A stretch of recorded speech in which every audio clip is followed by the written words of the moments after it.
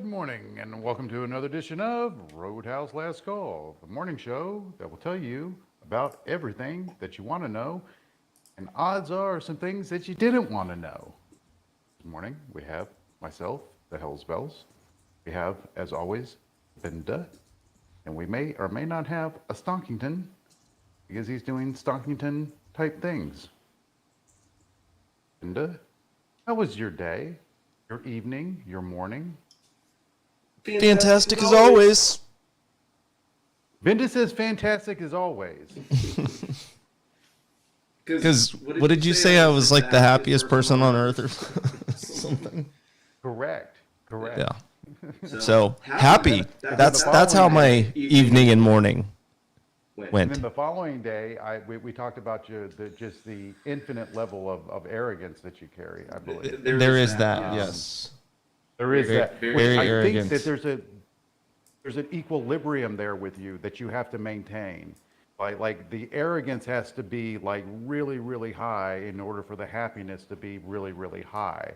So it's like you're like this never-ending ladder of self-confidence and happiness. It's really, really, it's amazing. It's amazing. Well, this is the formula. All right. Well, so we had some stuffs happen. ECB raised rates more than what people had anticipated, but at the same time, probably about in line is what was anticipated. I think those things kind of go together a little bit, considering the environment. Everybody's trying to get to the table, raise rates, make sure that they have their chips in when it comes to monetary policy. So ECB stepped up. This immediately had an inverse effect on the dollar. We'll see how much that continues. I think the dollar is something that we have to watch. We've been listening to these conference calls at all. The strength of the dollar continues to be a topic. Continues to be a topic. Everybody talking about it. Even Tesla talked about it, but not necessarily to the same extent as some of the other big multinationals. Speaking of the Tesla vendor, they reported last night. Oh, I'm aware. You're aware. They beat on EPS, slight miss on revs. I don't know how many people listened to the call, but the call was interesting. I would say it was definitely interesting. There were more positives than negatives throughout. They believe that they're on pace to meet their year-end goals. But a lot of that has to do with whether or not, and specifically speaking, whether or not China decides to shut down again. They're ramping up all across the board with all of their factories. And as they ramp up, production will be there. One of the things that I thought that was most interesting on the call, Bender, and maybe you can help me with this, one analyst tried to navigate and point to the fact that not only the fact that their lead times as far as deliveries are coming down so you can get a car faster, but trying to play an edge and angle as far as Tesla seeing a slowdown in consumer behavior, which was interesting. Now, Elon's point to that, and some of the other staff that were on the call for that, was Tesla does not have a demand issue. Tesla has a production issue. They have a backlog that is, if you order a car today, you don't get it to mid to late 2023, which is kind of the opposite of a lot of the other people in that space. So from the standpoint of having, an order book that's pretty thick, their issue is just getting the cars out, not selling the cars. That's not the problem at this point, which again kind of shows the strength in the brand, shows the strength of what they are. Do you have a comment on this? Does the car come with a sex robot? So this is interesting. They tried to talk about sex robot. The question was asked, but Elon said, "Hey, we're not going to talk about that until AI Day. We don't want to steal the thunder for AI Day, AI Day, AI Day." So I'm pretty sure sex robot will be wandering around on AI Day, which I'm pretty sure that he is going to eventually try to make sex robot be able to carry his offspring to term so that he doesn't have to give up half his money and because he wants to repopulate the earth with half Elon, half sex robots. And that's kind of scary. For who? Everybody. For who? Everybody.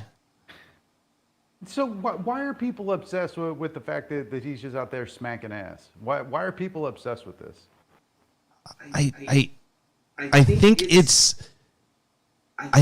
kind of the idea, the concept that he's like, yeah, I was married and then, went and created other children and my dad's doing the same thing. It's just kind of, I mean, they, people make comments when, the, sister wives, when they find out about the sister wives and the Mormons, it kind of, not all Mormons, I don't want to say that. I realize that there are the ones that share wives and the ones that don't. But, it's definitely way outside what people can grasp and understand. It's just kind of, I don't know. Like it's going to be like kind of empty words for me because people believe that I'm just a never-ending Elon supporter, which it's hard for me to deny that. I just see a lot of brilliance in what he does, so maybe I give him more of the benefit of the doubt or not. like buying Bitcoin at 32 and selling it at 28. Actually, I think on the call they said that they sold for a profit on the call. I thought he said. I thought I saw yesterday that they bought at an average of 31.8 and sold at an average of 28. Yeah, that's on the call. They specifically said that they sold at a profit. I don't know. Anyway, that's what they said on the call. Moving on. I'm sure we'll find out. There's going to be a filing, obviously, so we'll be able to see what it was, right? Right. Yeah. So we'll be able to back into the math. It's like I think sometimes you just got to leave people alone. He's not doing anything wrong, and I think the biggest mistake that people, and I'm seeing it in the comments here in the room, it's like, how in the hell are you going to basically criticize somebody for their parents' ways? Some of y'all may or may not have some deadbeat ass parents, and you don't want their baggage to be placed upon you, right? Well, yeah, but if there are similarities between, there's obviously something that is going on that we're not privy to, we don't see, and I don't need to see it, but it's not like, it's not like they are polar opposites doing completely different things. So yeah, you kind of get tied to that when you're, oh, well, I'm going to go, who was it that his stepdaughter, his dad's stepdaughter or some shit? Yeah, the stepdaughter, yeah. Okay, that's creepy as fuck. You creepy as fuck, but that has nothing to do with Elon. Well, nothing to do with Elon. Like if my old man left my mom. But he's just he's just fixing the population problem. That's what his dad's doing. He's just fixing. It doesn't matter that it's his stepdaughter. He's just. So should he get a trophy, or dude? It's like no, it's fucking disgusting. Yeah, but it's none of my fucking business. Look, we have cousin loving going on in damn near every fucking inch of this country, and nobody wants to talk about all these fucks in small towns. That's because those people aren't important. It's like nobody wants to talk about the cousin loving that goes on. Because they don't have global power. If somebody has that kind of power and influence and control, yeah, we are going to dig into that a little bit. Like, what are we dealing with here? You can't just turn a blind eye and be like, oh, that's his private life. No, sorry, it doesn't work that way. You don't get a private life when you're allowed to launch rockets whenever you want. Agreed. Bender, that is a great point. You give up your private life status when you step in the public spectrum. That 100% I agree with you. Totally agree with you. You cannot have a private life if you are peddling in the mainstream and peddling in the public. You can't. You can't have it both ways. Totally agree with you on that. 100%. But it's like in a lot of ways, it just goes back to the whole Honey Boo Boo effect in Duck Dynasty. It's like everybody's just wants to be up in everybody else's business and looking at shit that has nothing to do with them, and then they put it on, and then it's just like, what the fuck? What are we doing? What does this do? How? What? I'm chuckling at Aviator One's comment about this is why you moved into the woods. So what? So he could go repopulate with various things, various wildlife. Okay. Anyway, on that topic, to be continued on that topic. This is why he doesn't want to kill the spider. Anyway. Right. Well, I didn't want to, but it came up on me. So domestically, we had jobless numbers come out, or jobless claims come out. They were to the negative side, but they're very, very much in line with what was expected. So I think there's a kind of there's nothing to see here type moment for now. But the numbers can't continue to deteriorate. It's like a little bit here, a little bit there. Ultimately, that adds up. So we'll see how these numbers look moving forward through the end of the summer into the fall. Ford basically is planning to slash as many as 8,000 jobs so they can boost investment into electric vehicle manufacturing vendor. Ford is cutting 8,000 jobs. Yep. Ford. Giddy up, exactly. And I believe GM announced that they're building a plant in Mexico. So Biden's pro-American, pro-union, pro-worker, pro-everything, Ford and GM, the kind of not acting that way right now. Just they're being fair. Anyways, that's really all I have as far as the news. We'll continue to watch and see what happens. I think the most important thing, what we saw earlier in the week when McConnell kind of stepped out and said, hey, I'm not going to vote for the bill, it moved through anyways, and so it was fine. We had a headline rip and a dip, and, there was an immediate reaction in a lot of ways because of the news item to sell. However, the vendor said one thing very, very clearly, you play the fucking chart. You play the chart. You play the chart, you play the chart. We had another fairly seismic bounce thereafter within semis. So, Bender, speaking of charts, what you got for us?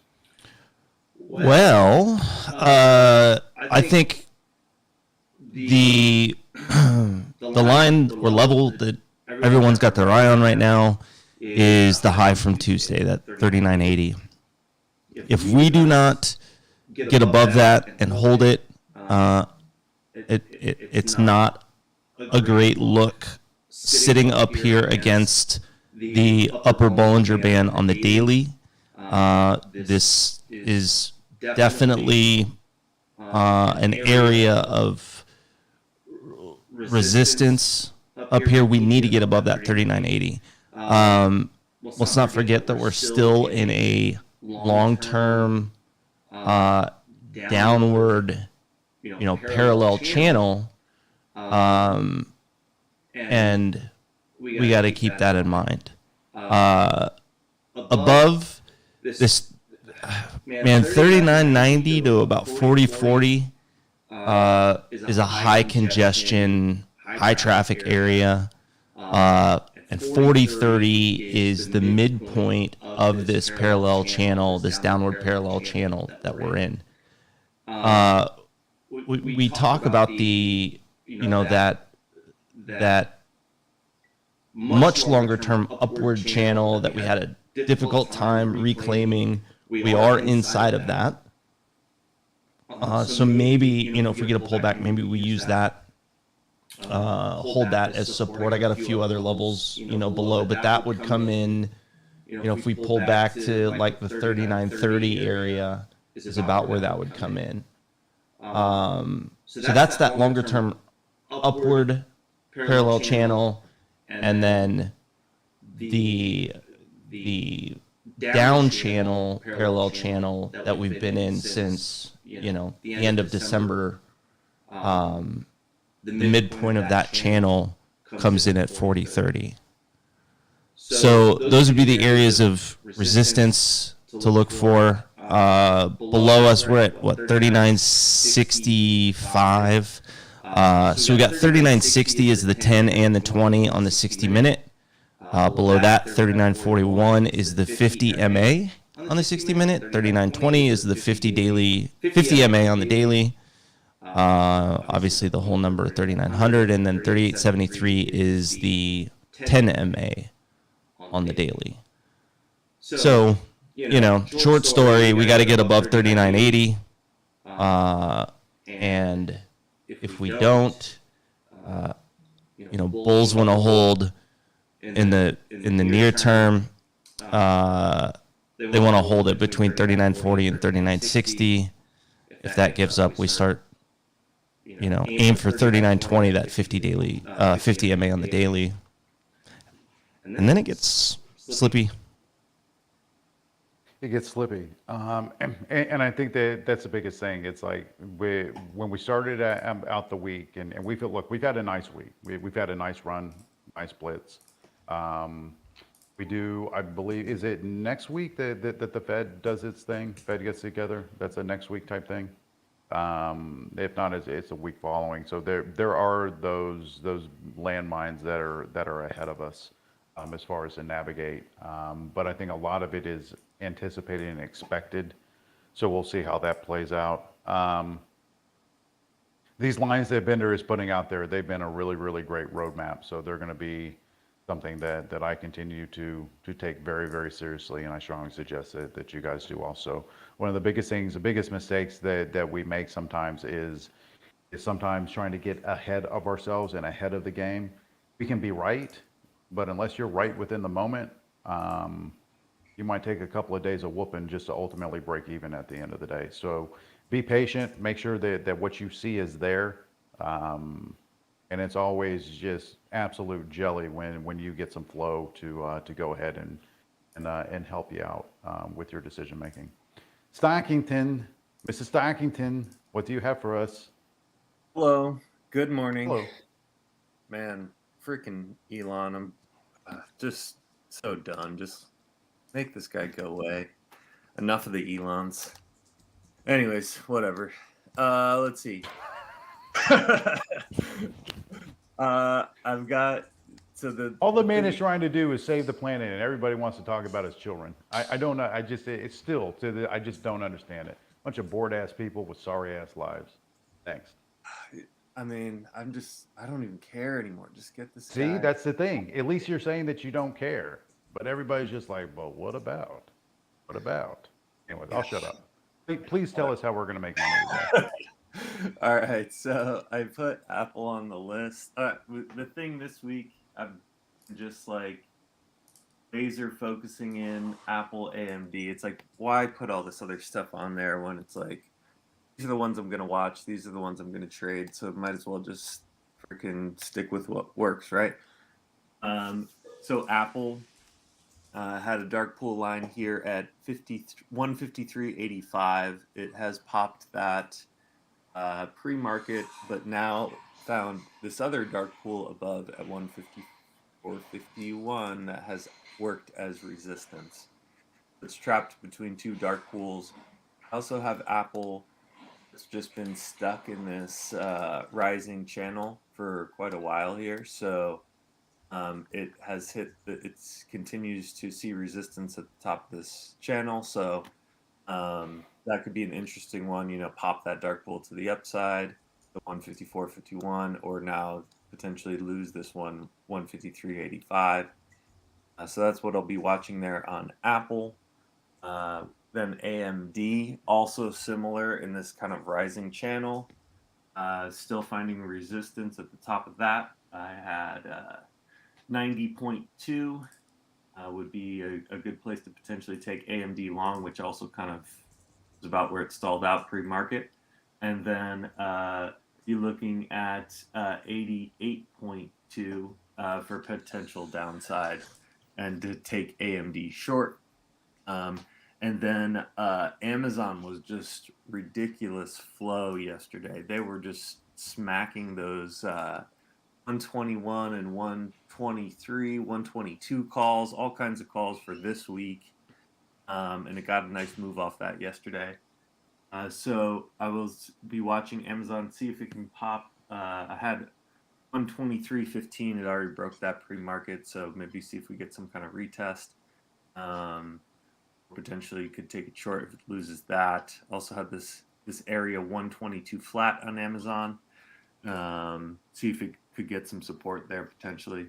If we go to the upside, I have a dark pool here above on Amazon, 124.79. So that's it for what I put on the watch list. There was a couple little dark pools that came in last night. I just posted this chart here in Roadhouse. TSM with decent relative size last night.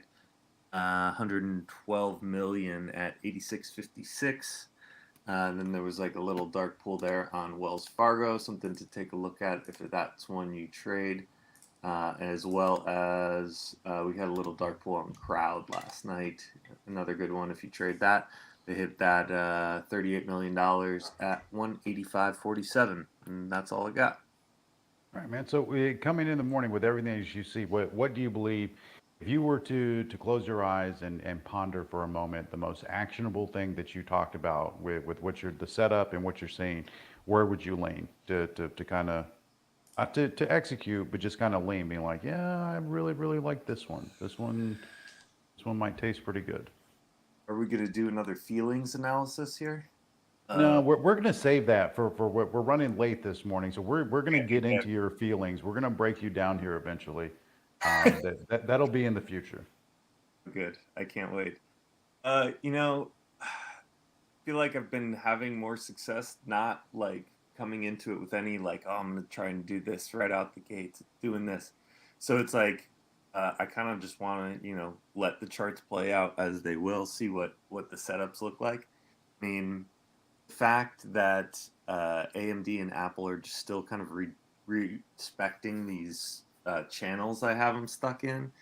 It's like, yeah, they're kind of, if these channels are, what they look like, then we may see resistance and push back down on some of these.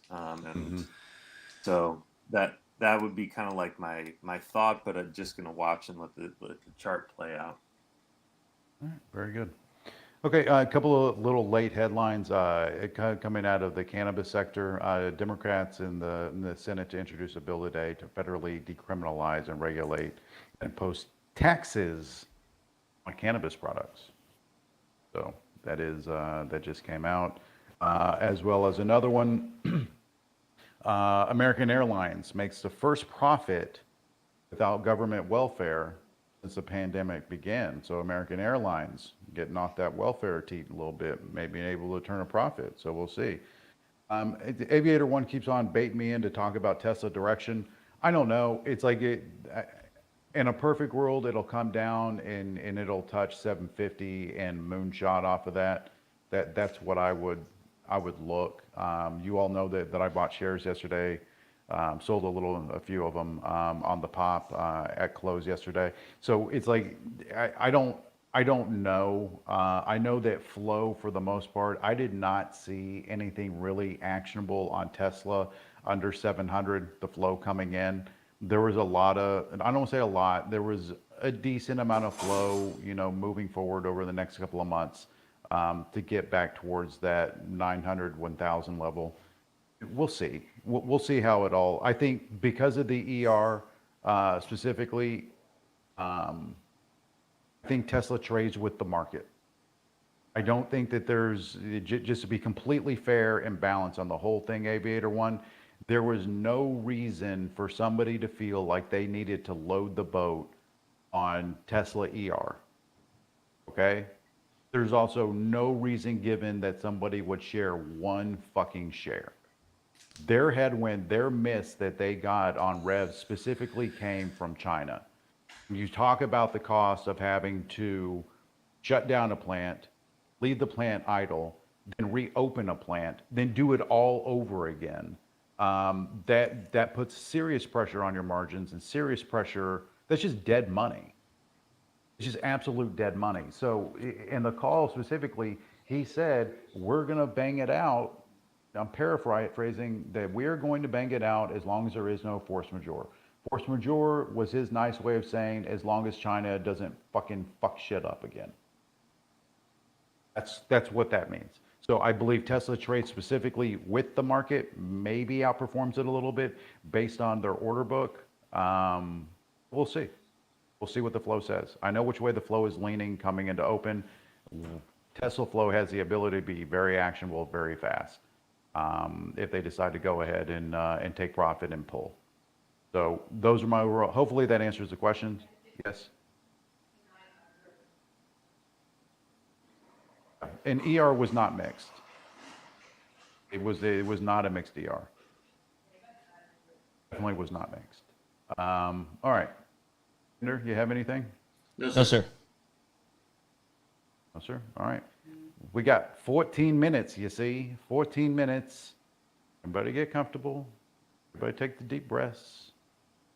Let's get after it. See you soon. Thanks for listening.